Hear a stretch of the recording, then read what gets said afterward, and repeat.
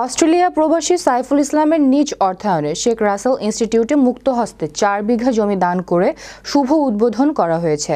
প্রবাসী সাইফুল ইসলামের নিজ অর্থে ইসলামী শিক্ষা প্রতিষ্ঠানটি পরিচালিত হওয়ায় এলাকাবাসীর পক্ষ থেকে তাকে ধন্যবাদ জানানো হয়। শেখ রাসেল ইনস্টিটিউট মাদ্রাসা ও হেফজখানা শুভ উদ্বোধনে সভাপতিত্ব করেন প্রবাসী সাইফুল ইসলামের বড় ভাই আলহাজ সৈয়দ জামান।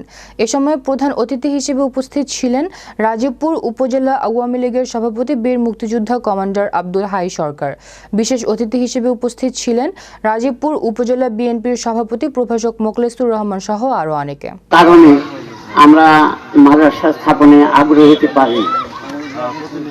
আমাদের এক ছেলে বিদেশে অস্ট্রেলিয়ায় প্রবাসী হয়েছেন, তিনার সার্বিক সহযোগিতায় উনি 4 বিঘা জমি এই প্রতিষ্ঠানের নামে উৎসর্গ করেছে।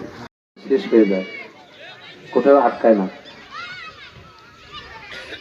আর এটা এই জন্য আটকিবেন আমি মনে করি, আপনার শুনলেন ইতিমধ্যে যে প্রবাসী সাইফুর রহমান সাইফুল ইসলাম সম্পর্কে আমার ভাগ্নি, আপন ভাগ্নি জামান, সে বিদেশ থেকে এই প্রতিষ্ঠানটি পরিবারও ইনশাল্লাহ সব দিক থেকেই পরিবার সচ্ছল।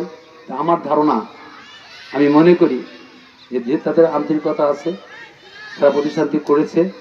আর আপনাদের তার সঙ্গে সার্বিক সহযোগিতা করেন এই এলাকার যারা সুধী মণ্ডলী আছেন,